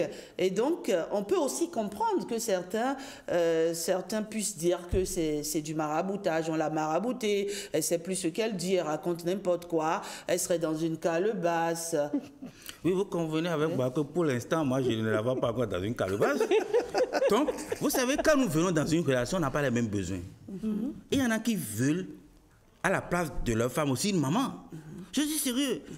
La majorité des hommes, il y a des hommes qui veulent une protection, c'est-à-dire une sorte de garantie émotionnelle de stabilité. Bien sûr. J'ose croire, je veux croire que le jeune, parce qu'on n'a pas trop cité sa maman, je ne sais pas s'il a envie, tout ça. Et on a vu même dans le reportage réalisé par TF1, on a vu sa maman, hein, je pense. Hein. Moi, mais j'ai vu un truc comme ça, on a vu la famille. Oui. Mais quand même, elle veut quand même maman de haut niveau. Je veux croire. Non, vous savez, il y a des gens, de par leur nature, de par leur parcours, ont besoin plus des gens qui sont plus âgés qu'eux. Et c'est en cela qu'ils trouvent toute leur force. C'est en cela qu'ils arrivent à même aller en altitude. C'est vrai, 82, ça peut poser problème dans notre réalité sociologique, mais je n'ai pas encore vu dans une calebasse. Ça s'appelle la gérontophilie. Cette tendance qu'on a à aller vers, cette tendance qu'on a dans un couple à aimer les personnes plus âgées que nous. Oui. Mais je crois que ça doit faire à présent. Il y a un an, il y a une statistique qui sortait avec 16% de personnes, de femmes âgées qui ont opté désormais d'être avec des jeunes. Des jeunes, oui. Des cougars. On les appelle des cougars. Vous voyez, même l'appellation même nous amène à dire qu'il y a quelque chose qui ne va pas. Ah oui? Non, oui. En fait, vous êtes contre. Non, moi je suis en fait, attendez, je vais récapituler. Alors, vous préférez qu'un homme d'un certain âge soit avec une jeune fille plutôt qu'une femme. Avec quelques nuances. Avec quelques nuances. Il ne faudrait pas que ce soit réellement un peu plus bas, mais avec quelques nuances. Vous savez, comme le coach a l'habitude de dire, quand on se marie, on marie une vision. On ne marie pas l'âge, on ne marie pas la beauté, mais on marie une vision. On se met avec quelqu'un parce qu'on a un objectif à atteindre. On envisage on veut aller sur le même chemin. On a vu des stars, par exemple, Connie Touré, son époux, elle en a plus que son époux, elle en a au moins 42 ans. Ou bien... Oui, elle doit avoir 42 ans. Voilà, mais le gars, il en a 36 ou 37. Donc vous voyez... L'écart n'est pas grand. Il n'est pas grand, mais ils sont heureux. On ne dirait pas que le gars est plus jeune qu'elle. Bon, on ne va pas parler de notre... Et si peut-être qu'ils sont aussi heureux. Vous savez, moi, il ne faut pas oublier, quand j'ai vu la dame, c'est vrai, 82 ans. Il y a Eto également. Elle n'est pas aussi... À 40 ans, je crois, et son épouse en a un peu plus que lui. Non, Eto doit avoir plus de 40 ans, c'est sûr. Bon, plus de 40 ans, mais son épouse est plus âgée que lui. Je vais aussi, vous savez, quand j'ai vu la dame, et que j'ai vu le monsieur... Je me suis même dit que la dame a fait un effort pour... Elle est vieille, mais pas à son âge. On sent encore que Vivi l'a. Et on sent encore qu'elle n'est pas... Non, ce que je dis, elle a fait un effort sur elle dans sa vie pour maintenir quand même... Regardez, là, 82 ans. Elle est quand même assez bien maintenue, loin des Elle a fait un effort. Souvent ratatinée à ses âges. Complètement croulante et qu'on ne peut même pas... On ne peut pas l'aider même à marcher. Mais je pense que si elle a fait tout cet effort sur elle-même, c'est qu'elle a un besoin. Et ce monsieur arrive à ça. Vous savez, dans cette relation, chacun sait ce qu'il cherche et l'autre. Et si les autres... Faut pas. Non, vous savez... Là, tu nous amènes ailleurs. Alors, ensemble, visionnons. On peut dire que c'est de l'inceste. Imaginons comment ça se passe dans la chambre. Imaginons. Ce qui est sûr, la dame, elle est bien. Elle parle bien, elle s'en met parmi. Elle prend du plaisir. Mais que voulons-nous? Que voulons-nous? Et puis, il faut le dire, cette dame-là, elle aura longue vie. C'est possible. Plus de 10 ans, même 20, parce que vous savez, la joie, l'épanouissement... Moi, je donne 10 ans, pas plus de 10 ans. Non, plus de 10 ans. Elle va faire plus de 10 ans. C'est un débat très intéressant. Et Stanislas Lenko a envie aussi de donner son avis sur le sujet. Et il va nous retrouver rapidement. Alors, Stan, vous pensez quoi? Une femme âgée ne doit pas se mettre en couple avec un jeune homme? Bon, dans le contexte africain, on considère que ce n'est pas faisable. Non, il faut laisser le contexte africain, on sait ça déjà. Toi, tu penses quoi de ça? Non, en fait, ça dépend. Comme l'a dit le coach, ça dépend de l'objectif visé. Ça dépend du bien-être qu'on y trouve ou l'avantage qu'on tire de cette relation-là. Maintenant, quand on laisse côté match entre la dame et l'homme en question, en réalité, même si on ramène ça dans le contexte africain avec nos mères, nos parents qui sont au village, nous qui sommes en ville ici, faites l'effort, par exemple, de vouloir déplacer une vieille qui est habituée à rester en grande famille à la déplacer pour Cotonou, pour quelle localité, je ne sais, elle va vous dire je ne veux pas. Pourquoi? Parce qu'elle est avec une famille large. Il y a les plus jeunes qui échangent avec elle.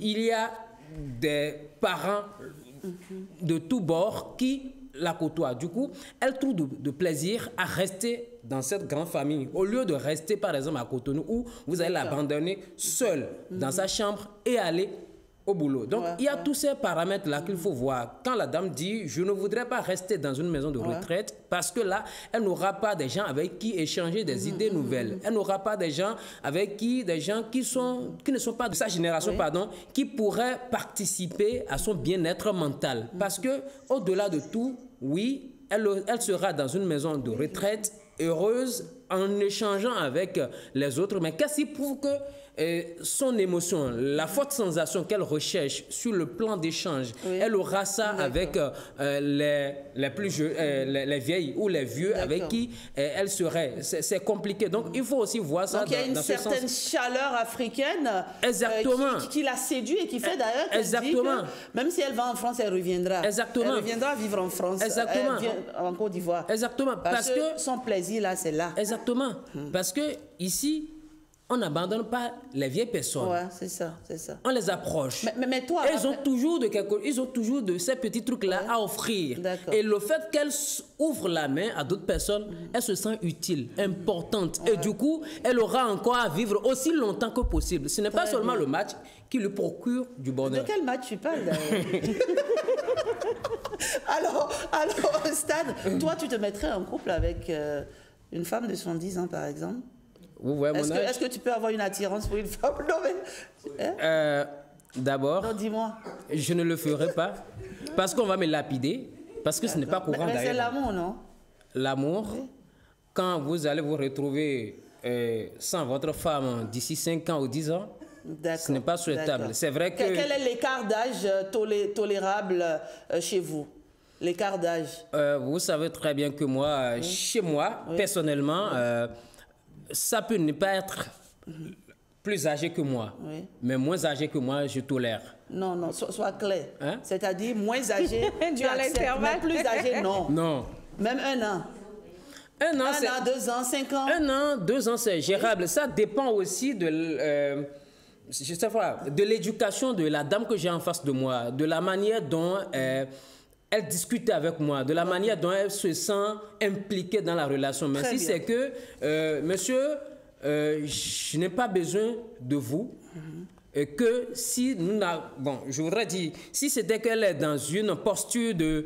je n'ai besoin de vous que sur le plan sexuel et que le reste, basta, comme le dit entre jeunes, alors je suppose que ce n'est pas faisable parce que là, dans une relation, on doit s'écouter. Mais si elle n'est pas disposée, disponible et capable de m'entendre et d'échanger avec moi, ce n'est pas un match à jouer d'avance. D'accord. On comprend ce matin sur ce plateau que Stan, lui, il ne sortira jamais avec une femme âgée. Sauf que vous ne savez pas, hein, le cœur a ses raisons, que la raison elle-même ignore. L'amour nous amène parfois sur des chemins tortueux. Quel chemin? Bah oui. Véritablement. Véritable amour? Oui, ça peut arriver. Ça peut arriver. On ne dit jamais, merci pour ce débat intéressant. Alors, ce qui est sûr, Pascaline, toi, tu n'as rien contre. Hein. Tu pourrais sortir avec un homme plus âgé, peut-être de 20 ans, j'en sais rien. C'est possible? Déjà que je dis merci à monsieur qui n'est pas très âgé et qui quand même fait quand même son œuvre avec son âge. D'accord. Et comme je l'ai dit à l'entame, c'est la base. Même à 70 ans, on peut continuer par jouer notre match, à utiliser ce l'écart acceptable, l'écart d'âge, la différence d'âge acceptable pour vous, c'est combien par exemple? Une femme qui se met avec un jeune homme? Oui, quand je prends le cas de Connie Touré, c'est acceptable. C'est acceptable. Mais au-delà de 10, 20? Non, quand même. Une femme... Déjà, vous savez, la femme, quand elle a le monopole, elle a le pouvoir... Mais dis, c'est pas un homme, parce que vous savez, la femme vieillit un peu plus vite. La femme, quand elle a le pouvoir, elle a le monopole, elle est capable de vous transformer en son enfant. Ouais. Elle a la possibilité de créer... Vous vous retrouverez en couple avec votre maman. Donc, du coup, le cas de figure que nous avons dans cette affaire avec Marie-Jo, c'est que c'est un cas de broutage, c'est un cas de maraboutage et autres. C'est mon avis, hein. C'est mon avis personnel. Mais l'amour, comme vous l'avez dit, l'amour surgit n'importe où et même à des endroits où on s'attend le moins. Voilà. Merci Pascaline Doudedji. L'amour entre une personne très jeune et une autre très âgée peut-il être sincère selon vous? C'est la question de ce matin. Les internautes ont répondu à cette question-là. Bonjour Nadège. Bonjour à vous Rachidat, bonjour à tous. Sujet passionnant, n'est-ce pas? Très passionnant. Les internautes ont d'ailleurs massivement réagi. Et on commence par Vincent Oussoulin qui pense que dans ce type de relation, ce sont surtout les biens matériels de la personne plus âgée qui attirent l'autre. Le ou la plus jeune accepte la relation en sachant que l'aîné n'a plus beaucoup d'années à vivre. Philippe Business partage cet avis. Pour lui, ce genre d'union crée un déséquilibre en termes de maturité et d'expérience.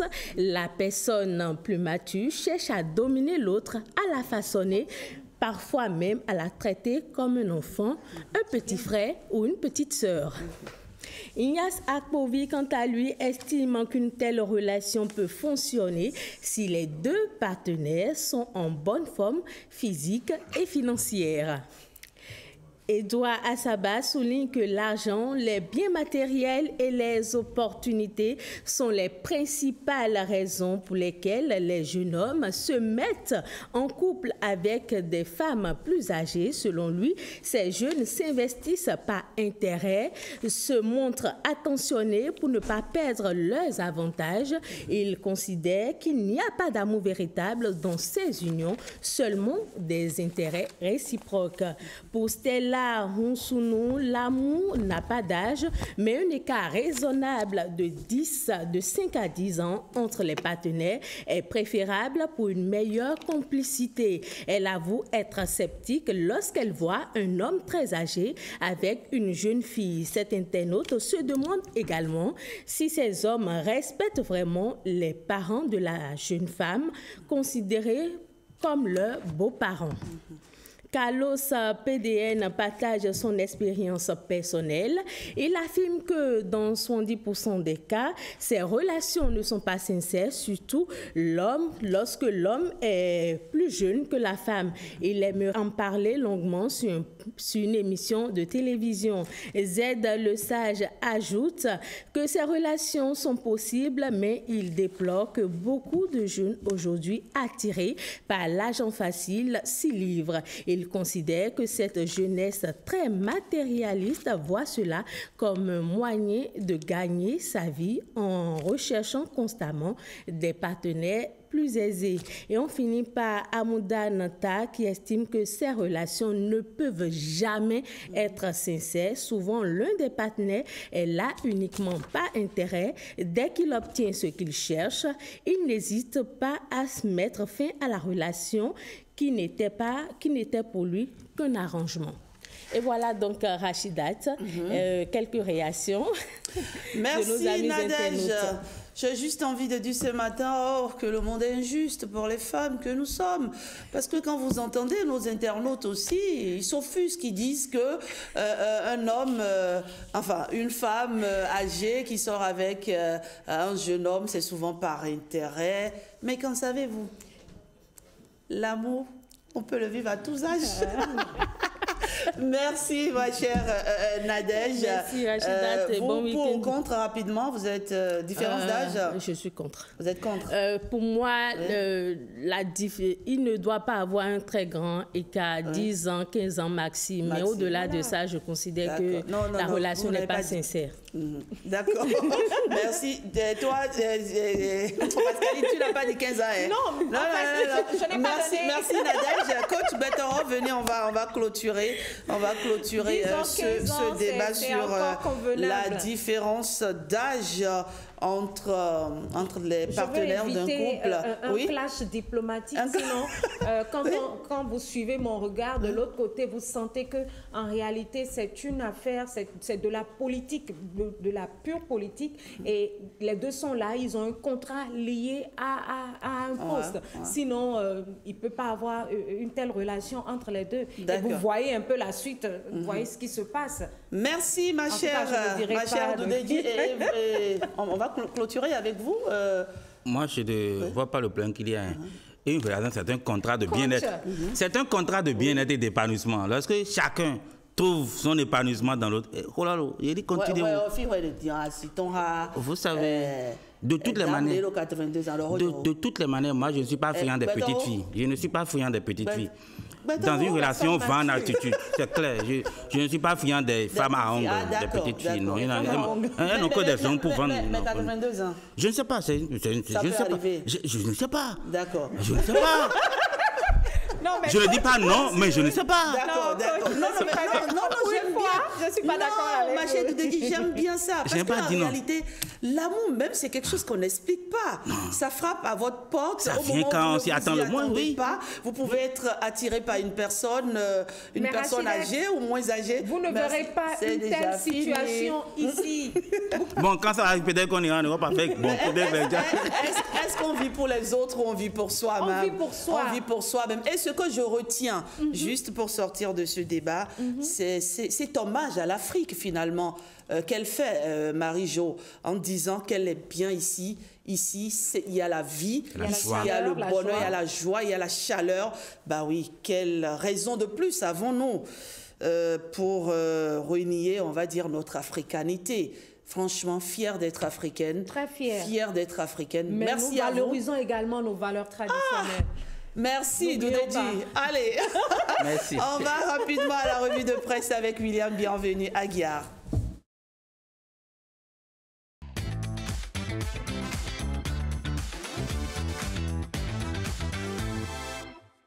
Que disent les journaux ce matin? On parle d'élections générales de 2026 et William Aguiar nous apprend que la Sénat, à travers les colonnes des journaux bien sûr, nous apprend que la Sénat lance sa plateforme e-learning pour former les électeurs.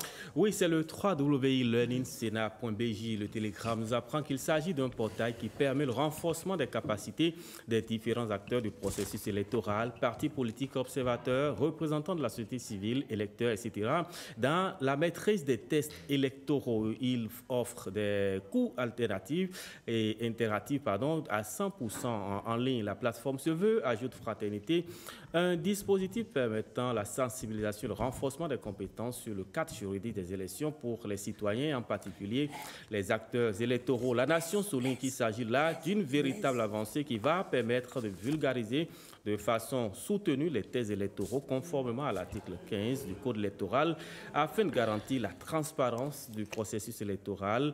Nord-Sud Quotidien, qui s'est intéressé au contenu de la plateforme, informe qu'on y trouve 3 catégories de formation. D'abord, la formation libre, accessible en mode anonyme, sans même avoir besoin de créer un compte sur la plateforme. Ensuite, les formations spécifiques nécessitant un compte utilisateur. Elles sont conçues pour un apprentissage approfondi et la validation des compétences. Enfin, la 3e catégorie, les formations dédiées particulièrement stratégiques pour la Sénat permettent de créer, de dispenser des cours ciblés pour des cohortes spécifiques de personnes programmées directement par le service. Un véritable outil numérique de promotion de l'apprentissage du cadre juridique des élections, ouvert et accessible à tous, renchérit pour sa part les 4 vérités. Voilà, et on poursuit cette revue de presse et on parle toujours des élections générales de 2026 et vous nous dites que le BR et l'UPR s'en sortent bien avec les accords de gouvernance parlementaire pendant que Moël Bénin et le Rassemblement national sont à la traîne. C'est le quotidien Matin Libre qui nous l'apprend ce matin, le journal qui nous rappelle qu'à l'article 146 du Code électoral, il est clairement mentionné que seules les listes ayant recueilli au moins 20% des suffrages exprimés dans chacune des circonscriptions élections électorales législatives seront éligibles à la répartition des sièges, sachant qu'aucune formation politique béninoise n'a pu réussir à faire cet exploit lors des législatives dernières.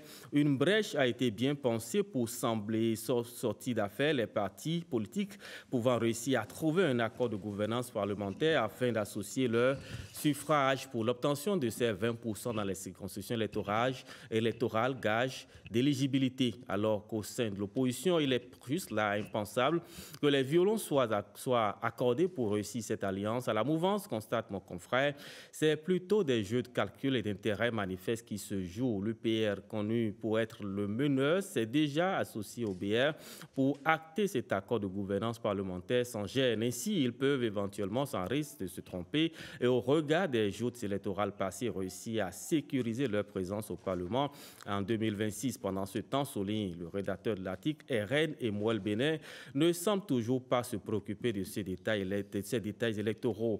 Avec les scores bien en dessous du minimum aux législatives dernières, leur présence au Parlement pour les élections générales de 2026 est toujours un mythe. Et même s'ils avaient à signer un accord de gouvernance parlementaire, rien n'est sûr quand on se réfère à leurs résultats presque décevants en 2023. Et pour finir cette revue de presse Rachida, ce fait divers que nous rapportent les 4 vérités, les mésaventures d'un individu qui ne voulait pas laisser les morts reposer en paix et verra en retour sa paix troublée. Il s'agit d'un profanateur de tombes arrêté mercredi au cimetière PK14 de Godomain. De sources policières, le quotidien Les 4 vérités nous apprend que l'individu présenté comme un mécanicien une cinquantaine d'années a été appréhendé avec 4 crânes humains emballés dans des sachets plastiques retrouvés sur lui. La police rapporte que le mis en cause a reconnu avoir ouvert 4 tombes après avoir escaladé la clôture. Arrêté grâce à une source anonyme qui a alerté la police, le profanateur de tombes actuellement gardé au commissariat de Godomain dans le cadre d'une enquête judiciaire ouverte contre lui sera présenté au procureur pour la suite à donner à cette affaire. Merci William, bienvenue à Guia pour la revue de presse de ce jour. On se donne rendez-vous la semaine prochaine. C'est déjà fini pour cette semaine. Allez, bon début de week-end à vous, on va dire, non? Bon week-end, merci. Place maintenant à l'actualité culturelle avec Aziz Adamsoulé. Merci de me retrouver sur l'actualité culturelle de ce jour. Aziz, bonjour. Bonjour de nouveau Rachidat, bonjour à tous. Alors, dans l'agenda culturel ce vendredi, en ouverture, vous nous renseignez sur les dates de la 2e édition du Festival des Masques et vous nous dites que ces dates sont déjà connues. Je parle bien entendu du Festival des Masques, de Porto Novo. Exactement. Après la première édition couronnée de succès à Rachidat, eh bien, le Festival des Masques revient pour sa 2e édition les 2 et 3 août 2025. C'est à Porto Novo. Organisé pour la première fois en août 2024, l'événement avait rassemblé pour rappel près de 40 000 visiteurs en 3 jours seulement, selon les chiffres de l'ISTAD, entendez l'Institut national de la statistique et de la démographie. Il faut dire que cet événement grandeur nature a suscité un engouement sans précédent autour des traditions des masques vaudous et profanes, véritable célébration du patrimoine culturel béninois. Ce festival donc a su s'imposer et a imposé Porto Novo comme un pôle culturel de développement sur le premier plan. Rendez-vous donc pris pour les 2 et 3 août 2025 et pour ne rien manquer des prochaines annonces, le rendez-vous est pris donc sur leur plateforme, notamment le www.festivaldesmasques.com. Mais avant ces différentes dates, mesdames et messieurs, je vous replonge sur les temps forts de l'édition de l'année dernière dans cette petite capsule vidéo.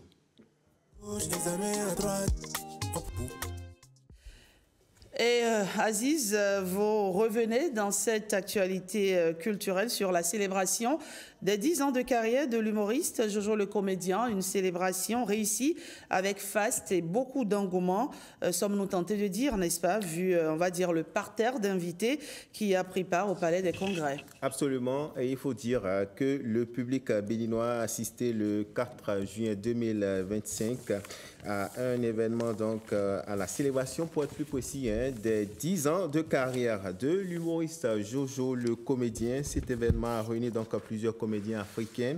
C'est la salle rouge, il faut le préciser, du Palais des Congrès qui a accueilli cet événement, marquant ainsi le parcours de l'humoriste. Depuis ses débuts, Jojo le comédien a su captiver l'attention du public avec des vidéos drôles. Il s'est construit une identité humoristique marquée par un style original, accessible et universel. En témoignent d'ailleurs ses contenus souvent inspirés des scènes et de vie quotidienne africaine, séduisant un public en Afrique et dans le reste du monde. Alors, pour célébrer la première décennie de sa carrière, Jojo le comédien a invité plusieurs figures de proue de la scène humoristique, celle béninoise et même africaine. Parmi celles-ci se trouve donc la comédienne Eri, Manoton, Komozone, Vestil, Armand, Saillant, Gros et Métis et d'autres figures. Rachidat. Et donc, nous allons cette fois-ci au campus universitaire d'Abomey-Calavi pour parler des quarts de finale de la saison 2 de Campus Voice. Tout à fait, Campus Voice, deuxième édition, deuxième saison également. C'est déjà les quarts de finale. La question que l'on se pose, c'est de savoir qui sera la meilleure voix du Campus, justement Voice 2025. Étudiants et passionnés de chant, c'est le moment d'aller briller, de se faire connaître. La grande compétition de voix annonce une deuxième édition encore plus mémorable, un concours unique qui met en avant les talents musicaux des étudiants de l'Université d'Abomey-Calavi. Eh bien, le public est invité à y faire le déplacement afin de donner de la force aux différents candidats. C'est pour demain samedi, déjà à partir de 16h, dans l'enceinte de ce temple de savoir. Et on en vient à l'appel à casting de la saison 2 de la série Apparence diffusée sur A+. Bénin qui recherche des hommes et des femmes selon une tranche d'âge pour son prochain tournage. Et oui, si vous êtes passionné de cinéma, d'actorat, c'est l'occasion plus que rêvée. Celle-ci, c'est la vôtre. Saisissez-la, l'équipe autour du projet de la série béninoise culte Apparence, justement, dont les première saison a été diffusée, sinon la première d'ailleurs, sur A+ Bénin, recherche des hommes et des femmes âgés entre 18 et 110 ans. Envoyez donc vos noms et prénoms, âge, photos de profil, photos professionnelles surtout, au numéro qui s'affiche à l'écran. J'ajoute que les profils sélectionnés seront contactés pour une rencontre Rachidat. Et vous nous parlez de cette toute nouvelle sortie du duo Don et Connex qui nous reviennent avec un nouveau single qui cartonne déjà sur YouTube. Oui, le Bénin a des jeunes talents à vendre, à revendre en matière de musique. La preuve, justement, Don et Connex qui ne sont plus à présenter, à qui on doit d'ailleurs plusieurs titres à succès tels que Aka, Yato, Mikanagbe. Nous propose cette fois-ci Vivi. On savoure un bout et on revient. Voilà, donc c'est l'essentiel à retenir de cette sonorité qui cartonne déjà sur les différentes plateformes digitales. Et je le disais, du talent, on en a à vendre et à revendre en matière de musique au Bénin. Et la preuve, on a un artiste sur le plateau. Il faut préciser qu'il est connu du grand public, justement l'artiste Le Renoir, connu justement pour son titre, sinon pour le rap hip-hop, est en activité et publie régulièrement de nouveaux sons et des titres, des projets également. Je précise en 2020 qu'il a sorti Mini Bakwekpon.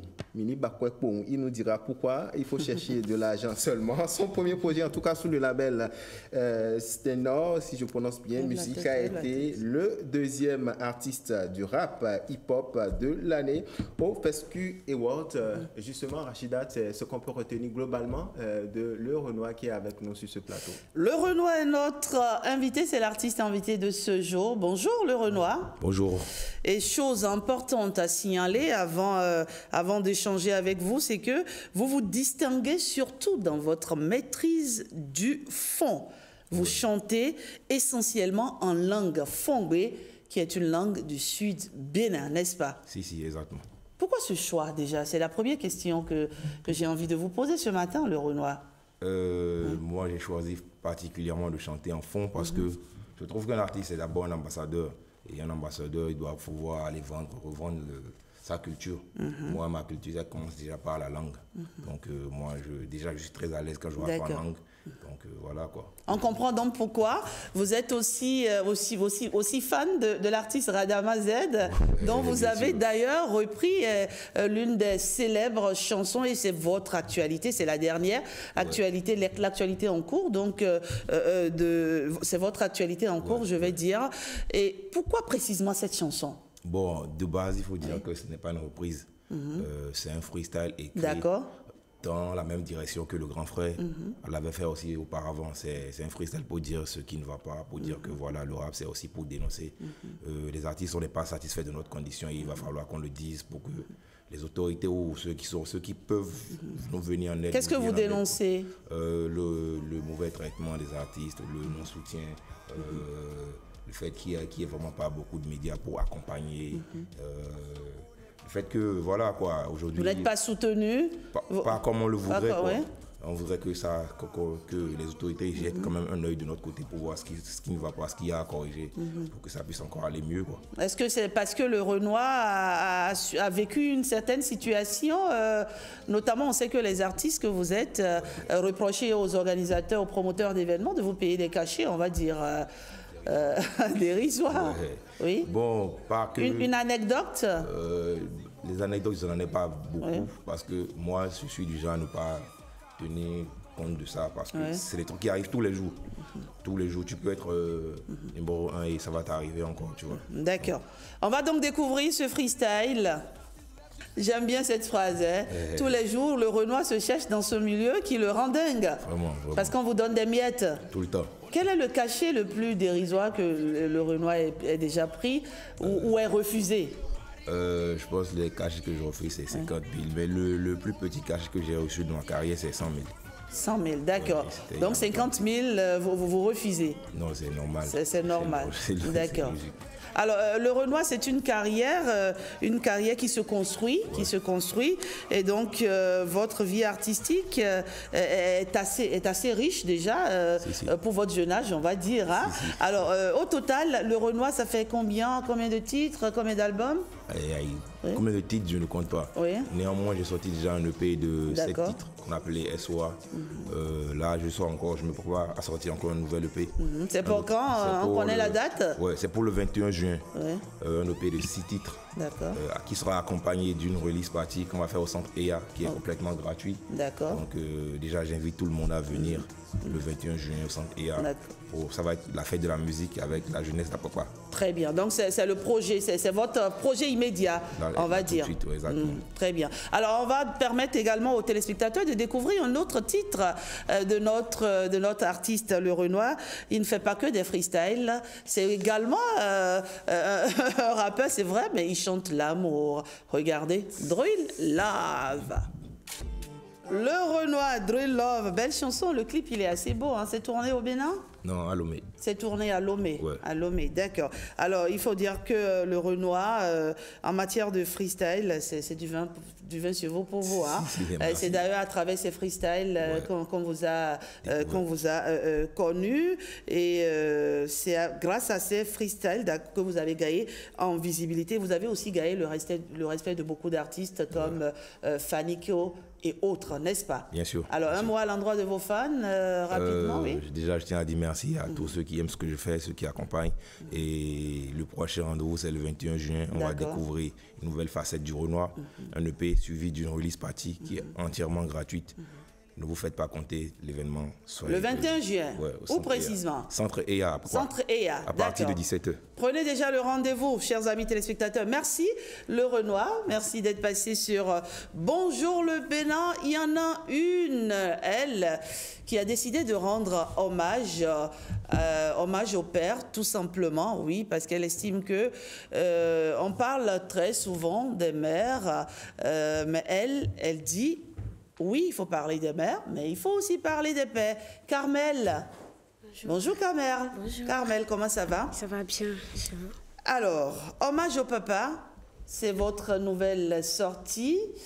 Pendant que tout le monde chante pour les mères, vous décidez de chanter pour les pères. Pourquoi? J'ai décidé de chanter pour les pères parce que je me dis que les pères ne sont pas assez valorisés. D'accord. Les pères au quotidien, ils endurent beaucoup.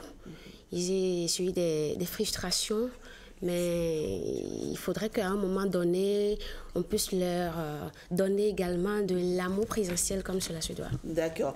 Et donc, c'est pour ça qu'on a hommage au papa qui... on a une vidéo lyrique, n'est-ce pas? Bien sûr. Une vidéo de cette chanson. On va regarder. Eh ouais, Carmel, quand elle rappe, hein? Allez, hommage à papa et vous dites, j'aime bien ça. Il n'y a pas de petit papa, n'est-ce pas? Alors donc, c'est un message que vous lancez pour qu'on célèbre aussi les papas, un peu comme on célèbre les mamans. C'est bien cela, Carmel? Oui, je veux qu'à l'avenir, on apprend à valoriser un peu plus nos papas. Ils essuient tout le temps des frustrations. Être papa, c'est un métier. C'est un métier. Ils n'ont pas de salaire, mais tout le temps, on met les mamans en avant. Je suis femme, je serai mère ou je suis mère, mais je veux qu'on mette également les papas au devant de la scène, au devant, que la société apprenne à dire merci aux pères pour l'effort qu'ils font. Vous appelez donc à la réflexion, à la gratitude et à la reconnaissance des figures parentales qui, dans l'ombre, nous ont élevés. C'est vrai qu'ils souffrent quand même, hein, les pères. C'est pas facile, hein. Ils portent à dos les familles. Je voudrais aussi, puisque le 15 juin prochain, c'est la journée internationale des pères, c'est la fête des pères, j'allais dire. Et donc, je voudrais ici rendre hommage à tous ces pères, n'est-ce pas, responsables. Voilà, à tous ces pères responsables. C'est important de le dire parce qu'il y en a qui sont carrément irresponsables. J'ai suivi un célèbre film, Carmel, qui disait, dans ce film, la conclusion, c'était ceci: si tous les pères étaient responsables, il y aurait moins d'enfants dans la rue. Je suis d'accord. Vous êtes d'accord avec moi? Très d'accord. D'accord. Alors, ce bébé-là, comment voulez-vous que vos fans l'accueillent? Déjà, je pense que c'est bien accueilli déjà, surtout sur TikTok. Oui. Je ne m'attendais pas à ça. Déjà plus de 20 000 vues sur TikTok. Je remercie beaucoup. Et c'est pour surtout les papas qui soutiennent. Parce qu'ils se disent que voilà une artiste qui a pensé à nous. Et là, une artiste qui sait nous donner de la valeur. Et voilà, merci. Donc, je les exhorte à écouter davantage et de prendre ça comme un chef-d'œuvre à eux. Des femmes ont aussi fait le challenge, mais elles ne sont pas nombreuses. Bon, elles sont en train de venir. Elles sont en train de venir. Parce qu'il y a des femmes, il y a de ces femmes qui reconnaissent l'effort de leur père. De leur père, voilà. Quand vous êtes responsable, on reconnaît. Quand vous n'êtes pas responsable, oui. Dis-moi, tu ne diras pas le contraire, Blaise. Non, il faut prendre ses responsabilités. Soyez davantage responsable. En tant que père et en tant que mère, c'est très important. Il faut être responsable. Quand on a des enfants, il faut s'en occuper. On n'est pas forcément obligé de rester ensemble, mais quand il y a des enfants en jeu, il faut s'en occuper. Merci, Carmel. Merci. On va vous retrouver sur, on va dire, d'autres numéros de l'émission. Bonjour le Bénin, place au sport.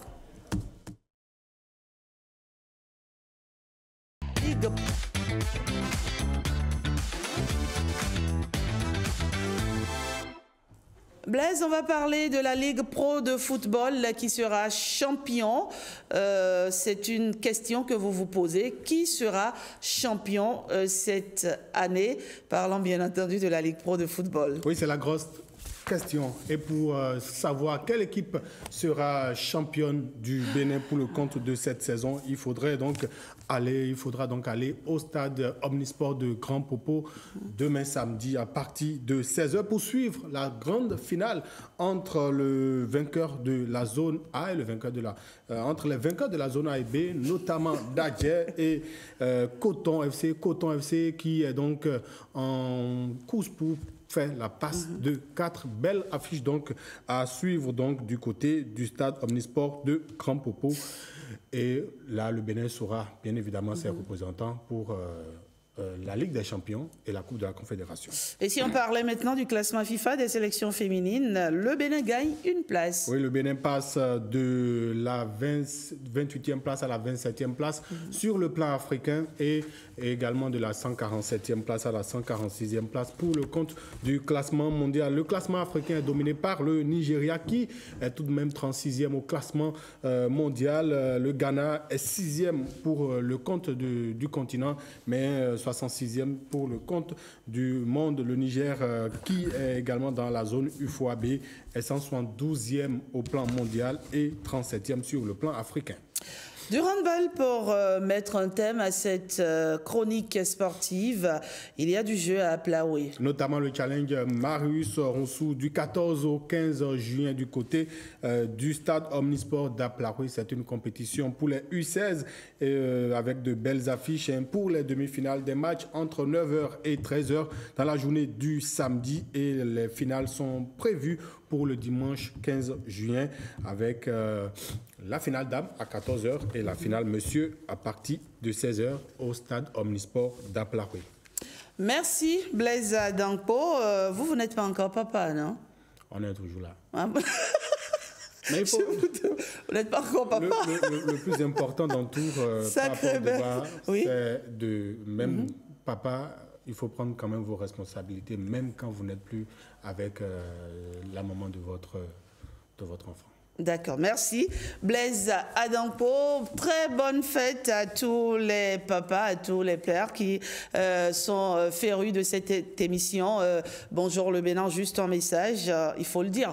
Un papa responsable est bénéfique pour la société, un père présent et qui s'implique dans la vie de son enfant contribue à son développement, à son bien-être et à son intégration sociale. Allez, bisous aux pères responsables et à ceux qui ne le sont pas. Ressaisissez-vous. Il y va de l'intérêt de nos familles, de notre société en général. Prenez bien soin de vous et à la semaine prochaine.